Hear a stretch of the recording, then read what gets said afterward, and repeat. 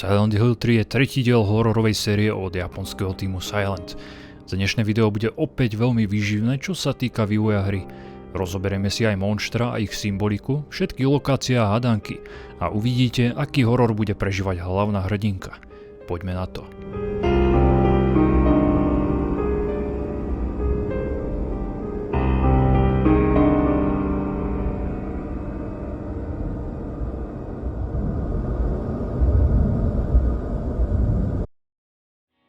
Vývoj Silent Hill 3 začal hneď po vydaní druhého dielu v septembri 2001 a autori súčasne pracovali na ďalšom titulu z tohto sveta, ktorý mal tajomný názov Room 302, z čoho sa neskôr vyklil plnohodnotný štvrtý diel.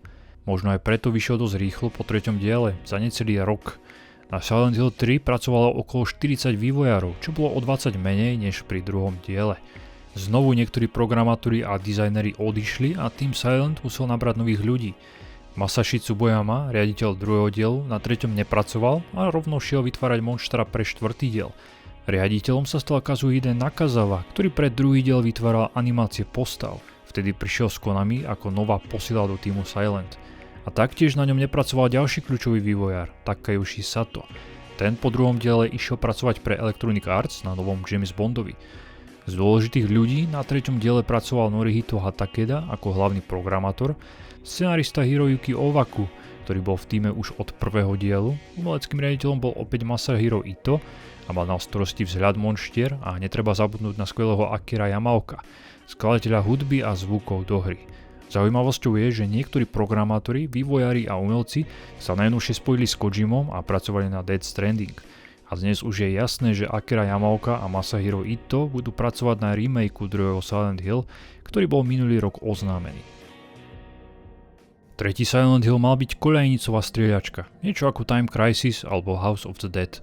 Nemalo sa jednať o priame pokračovanie, a to kvôli pomalým počiatočným predajom druhého dielu v Japonsku. Ten sa celosvetovo ale predával výborne a stal sa hitom. Začali vytvárať prvé koncepty a to im zožralo polovicu času na vývoj a časť z budžetu. Chceli hru vytvoriť za 18 mesiacov. Nakoniec sa rozhodli, že urobia plnohodnotný tretí diel, no z roka a pol im zostalo už len 9 až 10 mesiacov, takže na vývoj hry mali málo času, ak chceli stihnúť deadline. Zaujímavosťou je, že koľajnicová hra zo sveta Silent Hill neskôr vznikla v roku 2007 na hracie automaty. Vyrobil ju ale už iný tím, Polygon Magic. Z inšpirácií autori čerpali opäť z filmu Jakobov rebrík a spisovateľom Stephenom Kingom. Lokáciami sa inšpirovali z reálneho sveta. Napríklad kostol urobili podľa katolického kostola Yamate v Yokohame v Japonsku. A v ňom môžete vidieť množstvo obrazov, ktoré nakreslila Hiro Usuda, jedna z umelkyň pracujúca pre Team Silent, a napísala k ním aj príbeh, ktorý si môžete prečítať. Tieto obrazy sú krásne a zároveň desivé, pretože majú reprezentovať to, čomu verí kult, proti ktorému bojujete. Počas hry môžete vidieť množstvo reklám. Jedna z nich, mačiacie jedlo Minmo, sa stala až tak populárna, že hráči začali vytvárať trička alebo vlastné reklamy s touto mačkou. Z Minmo sa tak stal neoficiálny maskot tretieho Silent Hill. Tretí diel bol sfilmovaný v roku 2012 s názvom Návrat do Silent Hill. Nebol ale prijatý až tak kladne ako úplne prvý film z roku 2006. V predajoch si hra viedla výborne. V Japonsku sa držala na najvyšších priečkach a celosvetovo sa do novembra 2003 predalo viac než 300 000 kópií, ale aj tak sa predávala horšie než prvé dva diely. Bolo to aj z toho dôvodu, že tretí diel nebol samostatný ako druhý a príbehovo nadväzoval na úplne prvý diel.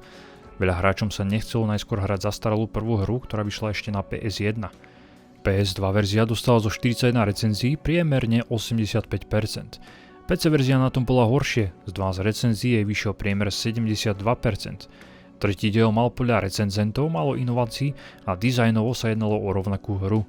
Páčila sa im grafická stránka a využitie svetla a tieňov, rovnako ako zvuky, hudba a celková hororovosť, ktorá nebola pre slabšie povahy. Vraj séria Silent Hill preniesla žáner hororu v hrách na novú úroveň. Musím súhlasiť. Tretí diel bol zatiaľ najdesivejší a bolo v ňom zároveň najviac akcie. Resident Evil využíva skôr ľakačky, no Silent Hill krásne postupne buduje atmosféru. Obľudnosti a ohavnosti, ktoré v hre uvidíte, sa vám budú zarizávať do kosti a hrať si s vašou mysľou.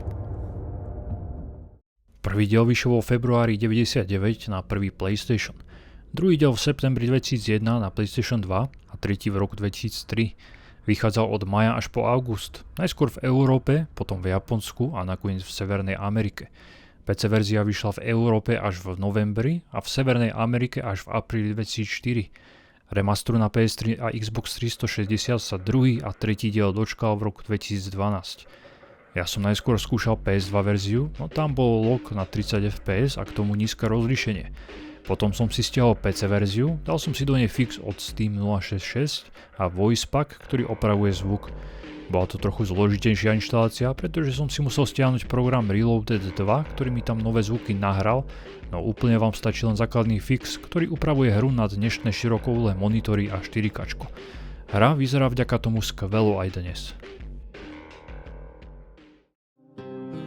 Podobne ako pri prvom a druhom diele, aj tu chcem do hĺbky rozbrať príbeh a jednotlivé postavy. Celá hra mi prišla o dosť jednoduchšia a jej hlavná zápletka sa zdala byť jasnejšia aj vďaka tomu, že sú tu len 4 dôležité osoby. Postavy predchádzajúcich častí vytvoril Takeuchi Sato, no na treťom diele nepracoval. Tu si ich zobrali na starosti traja ľudia, Shingo Yuri, Minako Asano a Sachiko Sugawara. Prvýkrát v sérii sa tu objavuje ženská hrdinka Heather, ktorá sa vymýka klasickým romantickým klišé o dáme v nebezpečenstve, ktorú musia všetci zachraňovať. Heather je normálne mladé dievča, ktoré má rado nakupovanie po obchodoch. Má 17 rokov a ako tínedžerka je dosť náladová a veľakrát vybuchne, keď ju niečo frustruje. Vie byť sarkastická a má ostrý jazyk, no vie byť aj citlivá a naivná. Monštier sa nebojí a bez emócií strieľa, pretože vie o svojej minulosti aj ako sa narodila. Pritom ju autori urobili ako reálnu osobu zo skutočného sveta, ktorá je zraniteľná.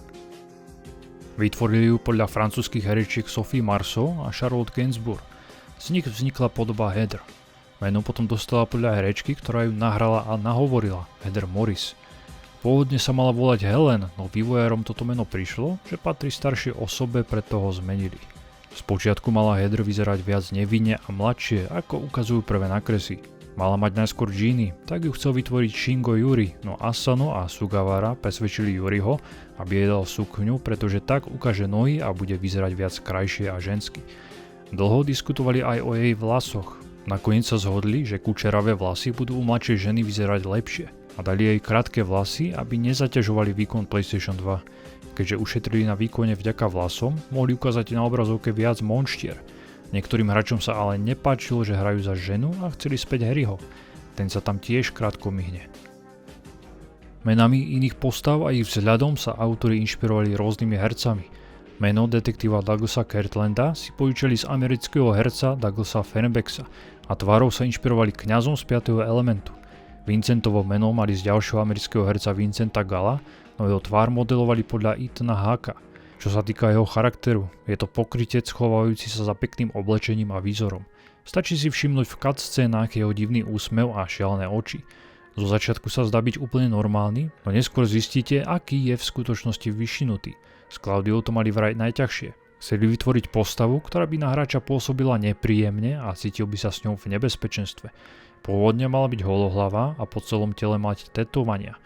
Jej vzhľad mal byť oveľa odvážnejší, no nakoniec sa vrátili k jednoduchšej verzii. Meno dostala podľa talianskej herečky Claudie Cardinale, no jej model vytvorili podľa Julianne Moore a dali jej preč obočie. To videli v jednom magazíne o móde. Použili ho tak, aby ste z jej výzoru mali nepríjemný pocit. Touto postavou a jej náboženským kultom sa vraj inšpirovali z filmu Sveta krv od Jodorovského. Cutscény sa nahrávali pomocou motion capture a nie sú tu renderované filmy. Všetky využívajú engine z hry a idú v reálnom čase. Norihito Hatakeda potom dorobil všetkým postavám mimiku a dali im emócie. Podľa neho to bola najťažšia časť, ktorú mal na starosti.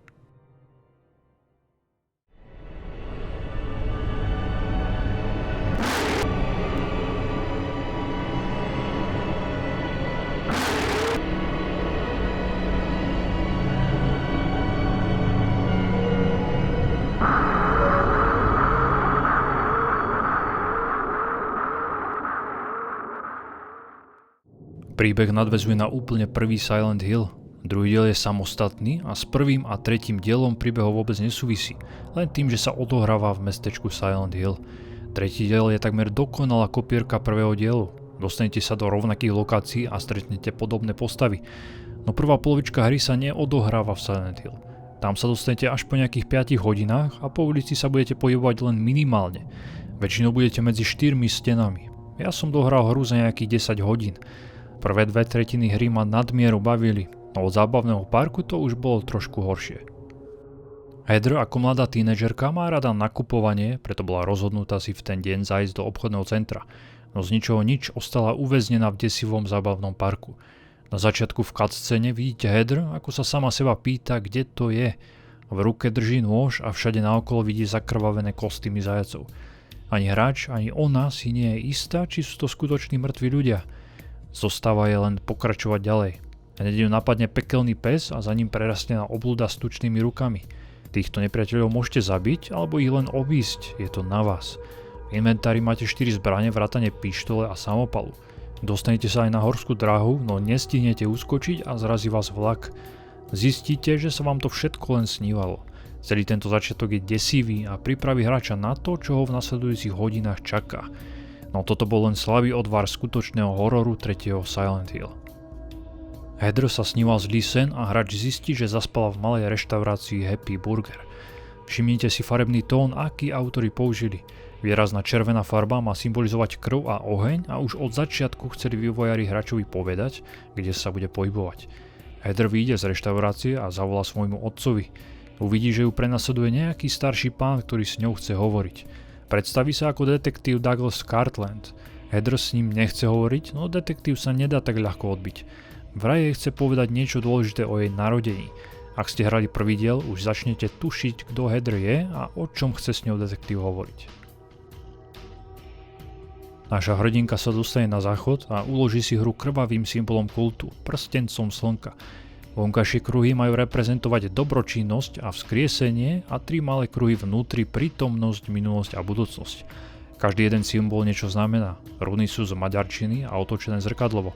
Sú tam napísané 4 mená: Incubus, Dahlia, Alessa a Alizer. Ak ste hrali prvý diel, budete vedieť, kto to je. Oko reprezentuje vševidiaceho boha a dolný symbol naopak Lucifera, čiže nebo a peklo. Vľavo sú váhy ako symbol spravodlivosti a napravo Luciferov podpis. V úplnom strede medzi 3 kruhmi je kráľovská koruna. Tento krvavý kruh budete veľmi často nachádzať a budete si cez neho môcť ukladať hru. Taktiež je to prechod medzi reálnym svetom a paralelným svetom a symbolizuje cyklus znovuzrodenia. Symbol vznikol v tomto 3. diele a ukazuje sa aj v nasledujúcich hrách zo série.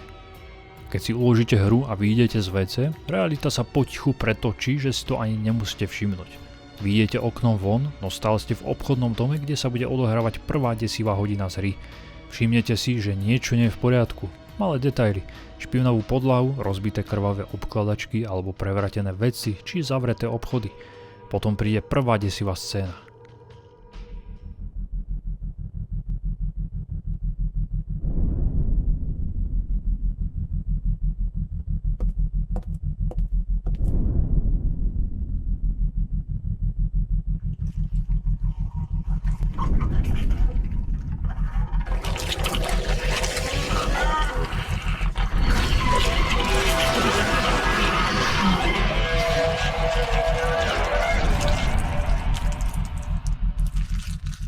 Od tohto momentu autori krásne budujú hororovú atmosféru, ktorá sa vám bude dostávať pomaly pod kožu.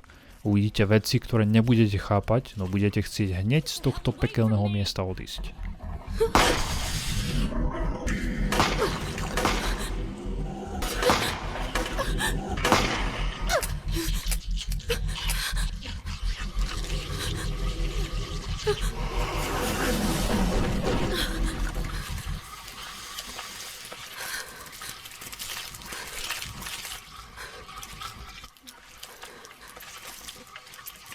What the hell is this thing?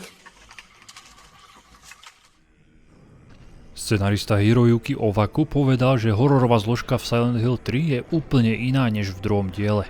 Tam nebola moc dôležitá a šlo skôr o psychológiu postav a príbeh. Tretí diel je viac podobný prvému a autori sami hovorili, že sa chceli vrátiť ku koreňom série. Je to survival horror, kde sa snažíte prežiť.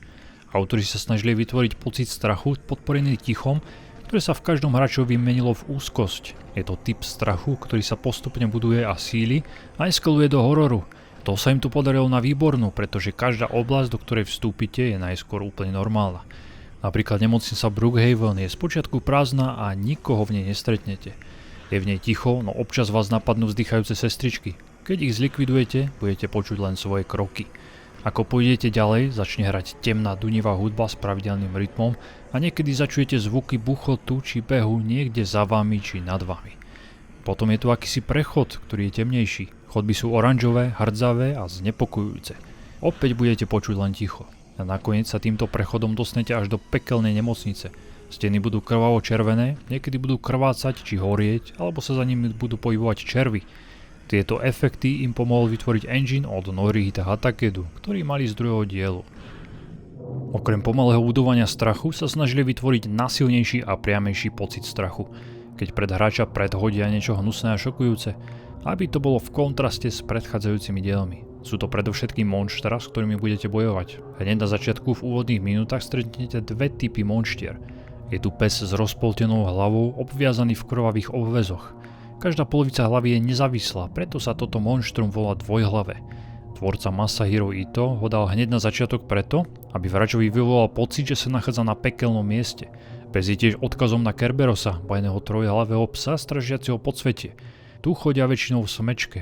A tiež je manifestáciou podvedomia hlavnej hrdinky, no symboly si rozoberieme neskôr, pretože toho dosť prezradzajú aj o prvom diele. Hneď na začiatku stretnete aj obrovské monštrum s názvom Closer. Môžete sa pozrieť, ako ho Masahiro Ito vytváral. Na nepriateľoch ale nepracoval sám. Pomáhali mu ďalší traja umelci, no celý tento malý tým viedol. Heather sa bojí zrkadiel. Na úplnom začiatku poznamená, že nemá rada zrkadlá, pretože na druhej strane je akoby úplne neznámy svet a osoba, ktorá sa na vás pozerá v skutočnosti nie ste vy, len imitátor. Potom v nemocnici sa tento jej strach naplno prejaví a je to desivé sledovať, pretože ste v tom momente bezmocní. Táto scéna bola asi najlepšia z celej hry.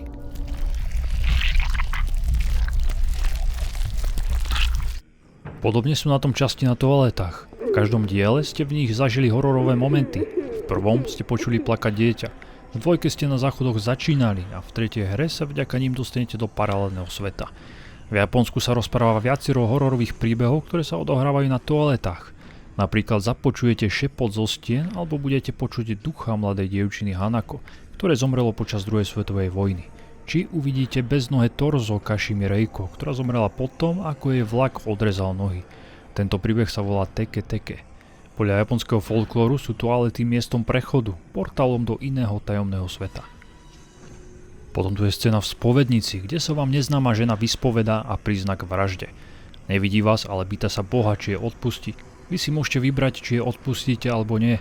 Scenarista Hiroyuki Owaku chcel pred hráča dať takúto situáciu, aby sa cítil nepríjemne a nevedel, čo si má vybrať. Pretože podobne ako v skutočnom živote, ani tu nie je správna či nesprávna odpoveď. Hiroyuki sa dostal do podobnej nepríjemnej situácie a chcel ju s hráčmi zdieľať. Dialógy a všetky rozhovory z japončiny do angličtiny preložil Jeremy Blaustein, ktorý žije v Japonsku a pre Konami začal pracovať už od prvého Metal Gear Solid. Zápisky a všetky ostatné texty v hre potom preložila Nora Stevens. Preložila dokonca aj piesne, ktoré v hre zaznejú. Celej atmosfére dopomáha skvelá hudba a zvuky Akira Yamaoka. Zvuky monštier vytvoril podľa zvierat, ktoré spojil s digitálnymi efektami. V jednej chodbe počujete temný hlas, inšpiroval sa voodoo rituálmi, ktoré videl v televízii. Soundtrack vyšiel samostatne na CD k PS2 verzii. Hudba je skôr ambientná, no prvýkrát použil skladby so spevom. Nechcel mať čisto inštrumentálnu hudbu ako v predchádzajúcich hrách. Chcel, aby si jeho CDčka ľudia mohli samostatne pustiť a počúvať. Hľadal podobnú spevačku s hlasom ako má Polly G. Harvey a z 15 uchádzačiek si vybral Mary Elizabeth McGlynn. Neskôr naspievala niektoré pesničky aj pre film z roku 2006 a pre ďalšie diely série a dodnes dáva hlas množstvu anime postavám. Má fakt skvelý hlas.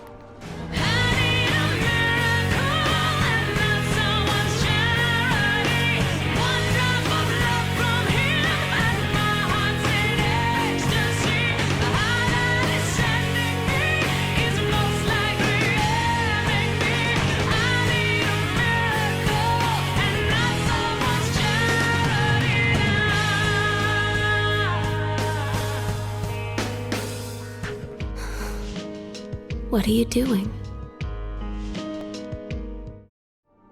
Hrateľnosť tretieho dielu je podobná s predchádzajúcimi dielmi. Budete sa snažiť hľadať nezamknuté dvere, riešiť ľahké hadanky a snažiť sa prežiť útoky zmutovaných monštier v pekelnej realite. Pre každú lokáciu je tu mapa, takže sa nestratíte a rýchlo uvidíte, ktoré dvere ste ešte nepreskúmali. Prvá väčšia lokácia je nákupné centrum. V obchode s knihami je veľmi ľahký puzzle s antológiou Shakespearea. Zo začiatku nemáte baterku. Nájsť ju bude ďalšia vaša úloha. S ňou to bude pravý Silent Hill. V jednej chodbe je otravný hmyz, ktorého sa budete musieť zbaviť s kombinovaním niekoľkých vecí. Dôležitý predmet, ktorý tu musíte nájsť, je mesačný kameň. Vďaka nemu si otvoríte prechod k prvému bossovi. Je to prerastený červ, ktorý má podľa neoficiálnych špekulácií symbolizovať buď strach z červov, sexu alebo odtehotnenia. Bossovia v 3. diele nie sú ťažkí a ani pri ich súboji nemusíte rozmýšľať. Stačí ich ustrieľať. V ďalšej časti sa pozriete do metra. Máte sa dostať na 3. nástupište. Keď som sa tam dostal, čakal som na vlak, ale nič sa nestalo. Tak som pokračoval ďalej, no stále nič. Keď som vliezol na koľaje, tak ma zrazil vlak. Len v jednom momente ma nezrazil. Keď som videl dvere s červeným svetlom. Toto považujem za dizajnerskú chybu, pretože som sa dlho potácal levelom a nevedel ako pokračovať. Metro je inak plné psov a tlusťochov, ktorí vám zavadzajú v prechode. Psi sa stále respawnovali, tak som ich prestal zabíjať, no v opustenom vlaku nájdete brokovnicu, ktorá sa vám bude hodiť na väčšie ciele. Vlakový level je geniálny a považujem ho za jeden z najlepších z hry, aj keď je veľmi krátky. V každom vozni sa minie realita a je plný nepriateľov. Level má výbornú atmosféru a je skvelo ozvučený.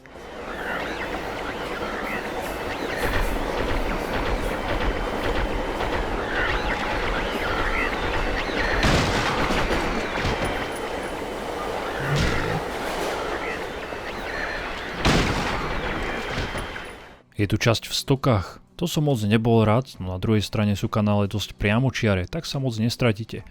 Bude tu jedna ľahká hadanka s doplnením paliva do stroja a jedna hnusná vodná príšera, ktorá vás môže stiahnuť pod vodu a zožrať. Ďalšia väčšia časť je v Hilltope. Je to veľký 6-poschodový panelák s výťahom. Po prevratení reality toto centrum vyzerá vážne desivo a autori urobili s audiovizuálom skvelý kus práce. Jedno poschodie bude stražiť Gluton, čo v preklade znamená obžerstvo, jeden zo 7 smrteľných hriechov. Neútočí, no musíte hľadať časti rozprávky, prečítať si ich a prísť na to, ako sa ho zbaviť. Potom sa dostanete konečne vonku, no ešte nebudete v meste Silent Hill. Pôjdete do svojho bytu. Nasleduje ďalší boss fight proti misionárovi. Strelnou zbraňou ho nezraníte, pretože každú strelu zablokuje, takže si budete musieť s ním zatancovať s chladnou zbraňou. Dobre sa bráni a odbieha a súboj s ním bude dynamický. Po ňom sa Heather rozhodne ísť do Silent Hill. Celá nasledujúca cutscéna v aute s detektívom je perfektná. Hudba, dialógy, použitá kamera a atmosféra.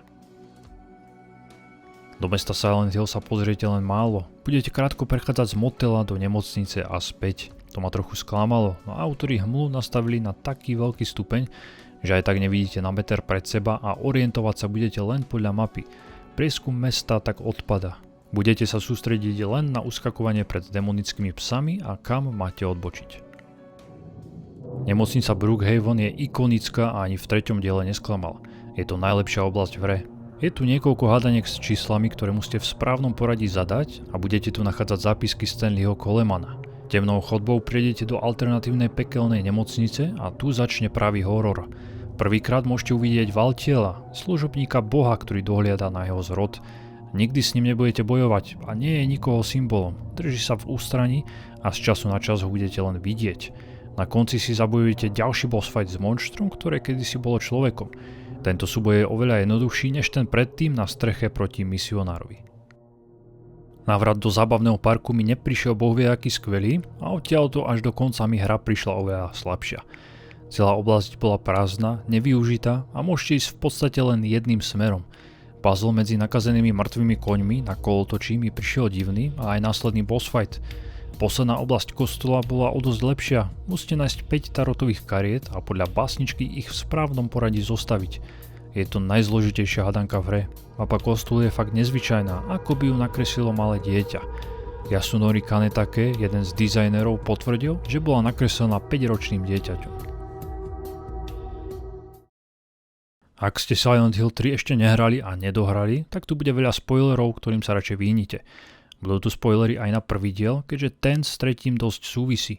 Rozoberiem záver hry, monštra a ich symbolizmus. Silent Hill 3 sa odohráva 17 rokov po udalostiach prvého dielu. Heather je adoptovaná dcera Harryho Masona a reinkarnácia Alessy. Jej skutočné meno je Cheryl. K Claudia, ktorú budete neustále stretávať, bude Heather nútiť, aby si spomenula na svoj predošlý život a kto bola. Zámerne posiluje jej hnev a nenávisť, aj tým, že zabije jej otca Harryho. Chce z nej znovu urobiť Alesu, pretože je tehotná a má v sebe plod Boha. Keď sa narodí toto Božie dieťa, tak na zemi zavládne raj. Aspoň takto vidí náboženská fanatička Claudia. V hre nie je presne jasné, aký je to boh, no vraj je to inkubus, ktorého sa snažila iná fanatička Dahlia vyvolať. V záverečnej scéne v kostole sa stanú dve veci. Heather odmietne Boha, preto prehltne kapsulu Aglaophorisu, ktorú jej dal jej otec. Tým vyzvracia plod Boha na zem. Claudia sa rozhodne plod spolknúť a tým Boha prijať, aby sa narodil. Masahiro Ito tento plod prirovnáva k parazitovi z votrelca, ktorý preráža hrudník. Claudiu monštrum stiahne pod zem a začne sa meniť.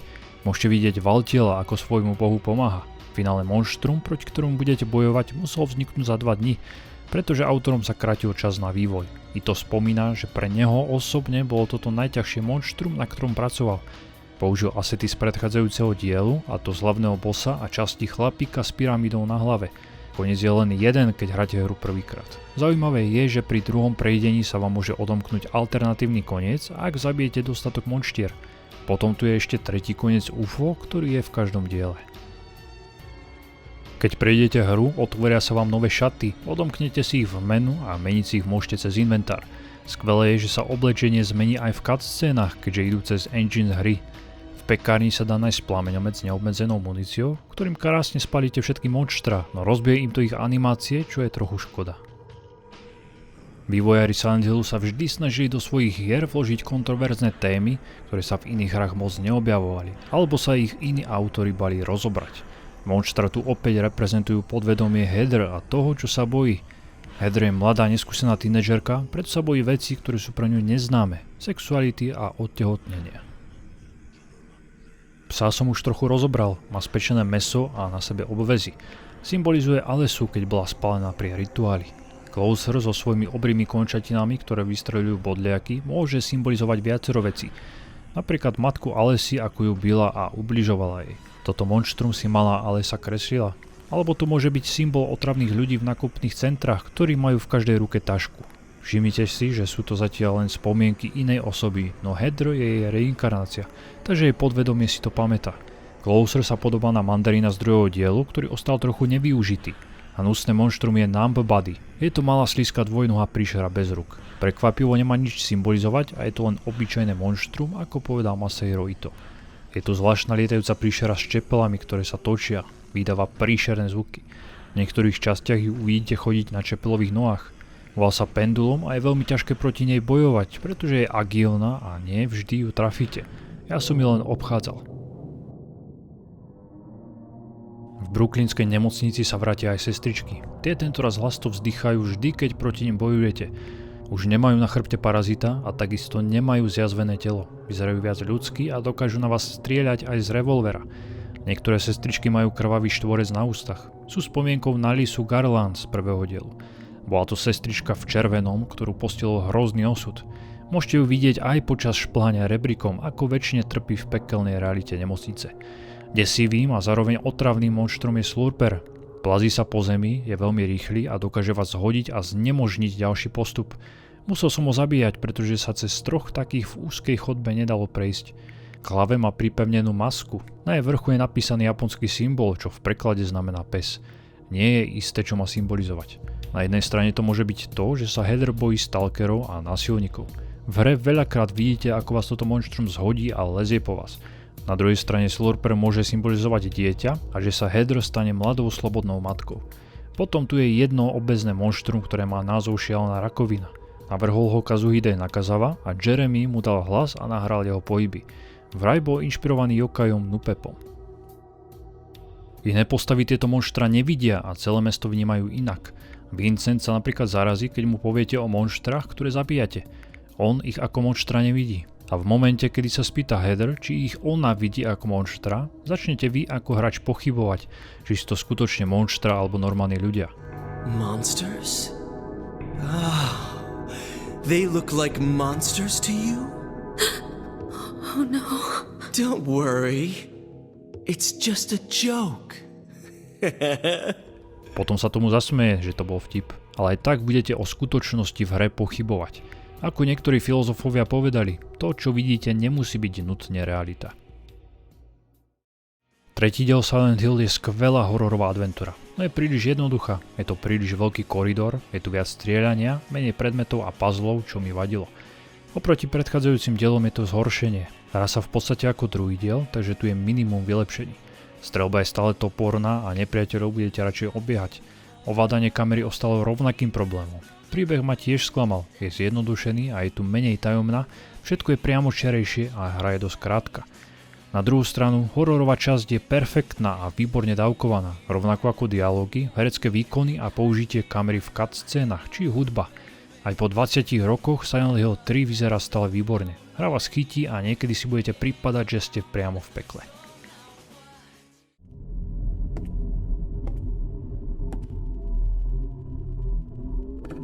Heather, is it really over? Not yet. You're still alive. Heather, what the...